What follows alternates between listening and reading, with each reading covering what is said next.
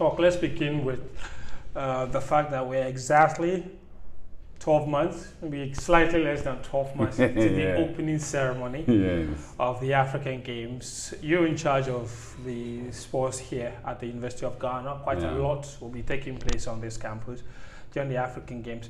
How would you assess progress of work so far and our readiness with regard to the timelines, considering that we have less than 12 months to go? Clearly the University of Ghana will be doing and taking care of a lot during the games, because this is where the games village will be located, to be located in the 4 halls, what people often call diaspora halls, or what we call the UGL halls. Then we have the rugby stadium. Then we have the warm-up track, which is up here, and then clearly the stadium here for the athletics. Clearly it is the base for action during the Africa Games.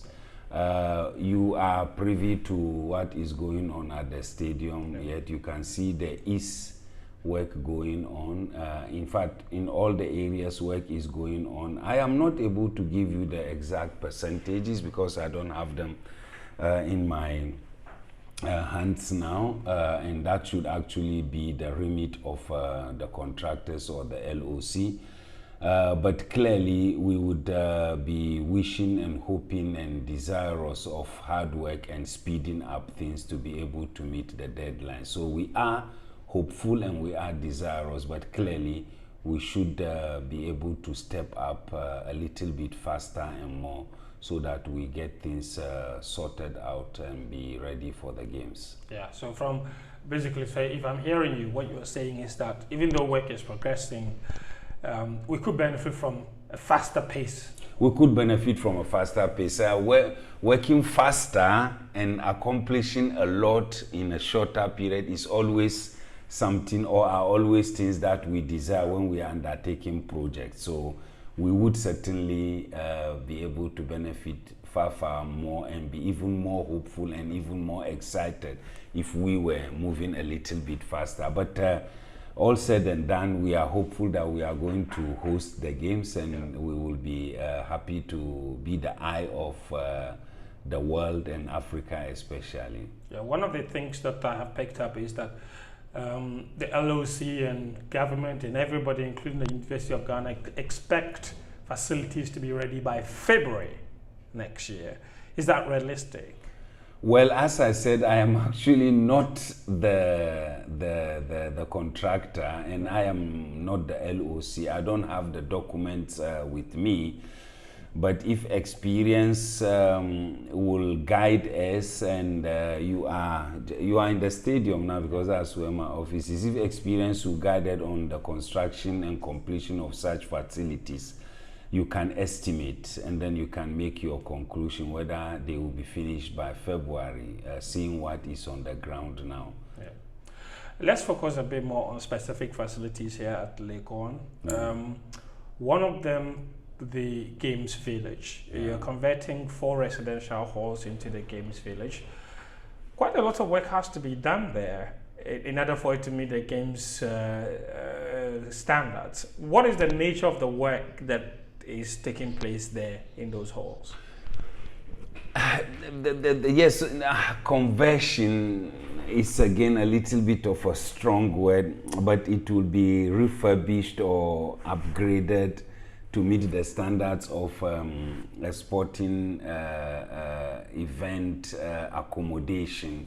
So basically what is supposed to be done, and I'm here talking not as LOC, I'm here talking as the Director of Sports University of Ghana. You're asking me about this, and I'm not talking I'm not the mouthpiece of the LOC. I'm only telling you what is happening, so this must be made clear.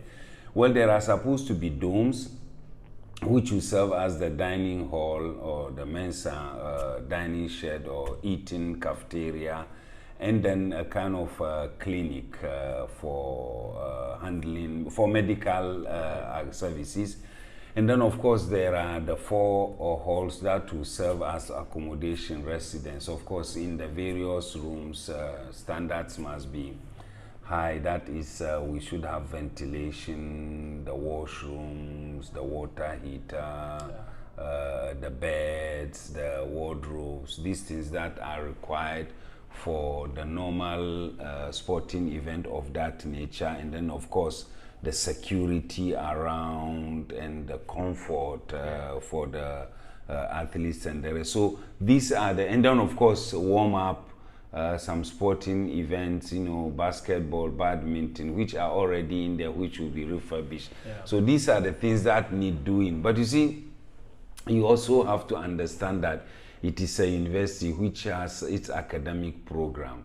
So they have to work around students being present and what they can select to do when the students are there, and what they are able to do or what they select to do when the students are not there.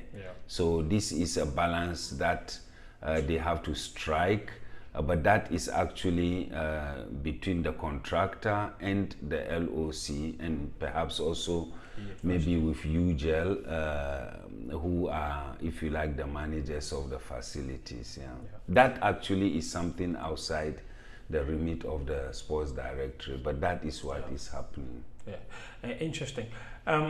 What about the long-term targets for the University of Ghana? Because obviously, when the games were first conceived to be hosted by Ghana, the idea was to do everything at Botema. Now they've decided that they will approach it with the hybrid approach, using UG and Botema.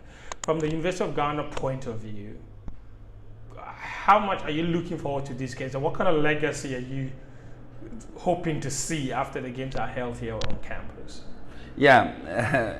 Interestingly, I am here wearing, if you like, 2 hats. I mean, I'm not talking of the hat on my head, but 2 hats, Director of Sports at the University of Ghana, and therefore dealing directly with these facilities. And then, of course, I happen to be the chairperson of the Legacy Subcommittee, which is supposed to design the legacy concept and framework for the facilities, etc., that are here.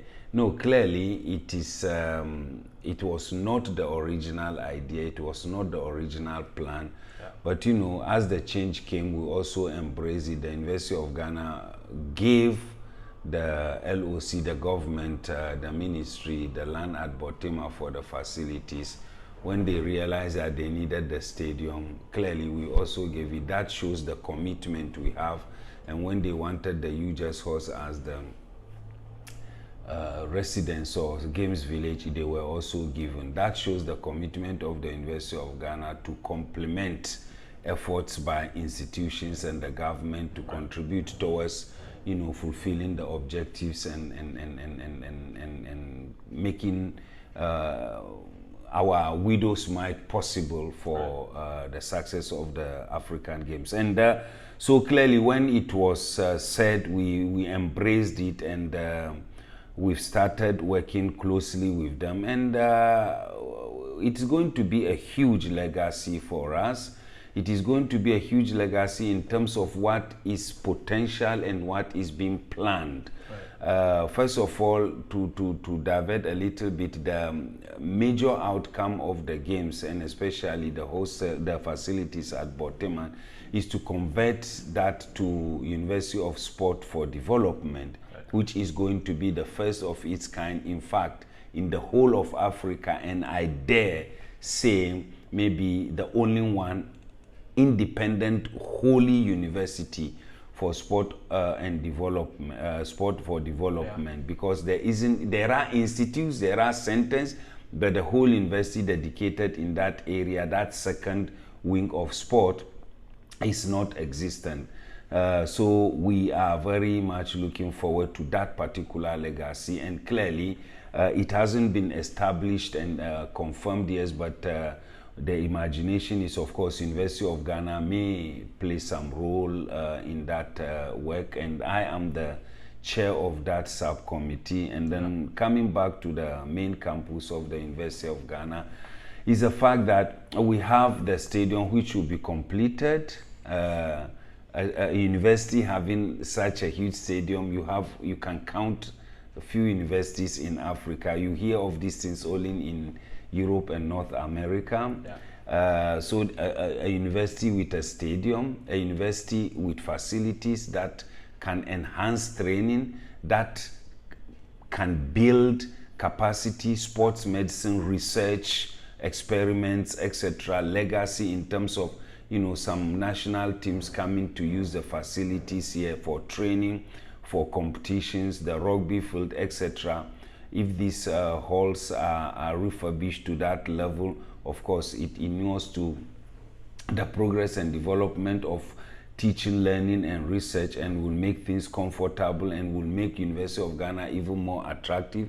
It is already a huge brand, but it will even enhance the brand and will contribute towards learning, towards research, towards teaching, towards sport development, sport for development, simply contributing a huge amount of resources, both human or physical, to the development of sport in the country. So it is certainly something that we very much expect and look forward to. Here's my last question for you. University of Ghana, over the last few years, you've done really well, especially on track and field, in terms of producing talent or even winning, you know, medals abroad. Since the construction construction began on the Lagos Stadium towards the African Games, the tracks have been removed. How has that forced you to adapt your training methods, your students? Where are they getting to train? Is that affecting you in any way? Yeah, clearly it is affecting us, but you see, you cannot always create a barrier and then always mention the barrier as the reason why you have not been able to make progress. I don't know if you are familiar with the saying that the fact that it is raining does not mean you cannot look into the sky. We cannot stop. We cannot end the whole process there and fold our arm. We are a university. We are an academic institution. We are a tertiary outfit. And one of the qualities that we have, and which is very much known about University of Ghana, is the resilience, the power, that quality to adapt and to adopt. And that is exactly what we've done. We would have wished it were better, but it's okay. They are doing it now. We have the normal tracks we used to do those days, and that's what we are doing now, using those tracks with grass and the sand, the switch track we would call it. The switch track to run and to train, and we are still making it. And Rashid used that same track and then went to Commonwealth and did what he did. Grace Obo is doing what she's doing using the track. Solomon is doing that, doing what he's doing. Azamati started over there also. So we are using those ones. It is affecting us, but we refuse to kowtow to barriers and difficulties, and we want to forge ahead. Where's on one of your graduates, Isaac Botio? Yeah. Where is he? He's at West Texas. Yes, he's at West Texas. Yes, he's gone to replace Azamati there. Yes. Produce Azamati. His goodwill, his performance there is why they have come back for another student of yours. Yes. What are your expectations for him, given what Azamati has achieved in that school? Well, I would have actually wished you asked what is our expectation. Our expectation is that we need to start making clear programs and plans in terms of how, you see, we have been nurturing, and that is one quality of University of Ghana. We don't go to the market or the industry and go and handpick people to come and run for us. We nurture. That is the major difference between us and the other universities.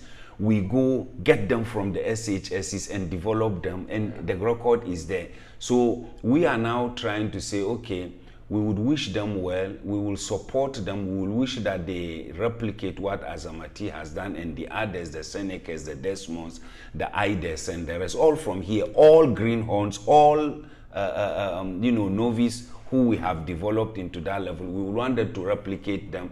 And I think we are also slowly thinking of the fact that, look, if we are producing them for you, you also need to also come to the table with us and let us see how you can also contribute to even producing more of these. So those are our expectations. So you're looking for partnerships from you. I think so. I think so. Yeah. Yes. I think that's fair. Yes, that indeed. Fair. Yeah. Doc, thank you so much. Always a pleasure talking to you. You too, and your very unique voice. And I wish you all the best. Thank you. And we'll be checking in periodically. Beautiful, do that. As we get closer to the game. That's right, so, do that. All the best. Thank you very much, you too.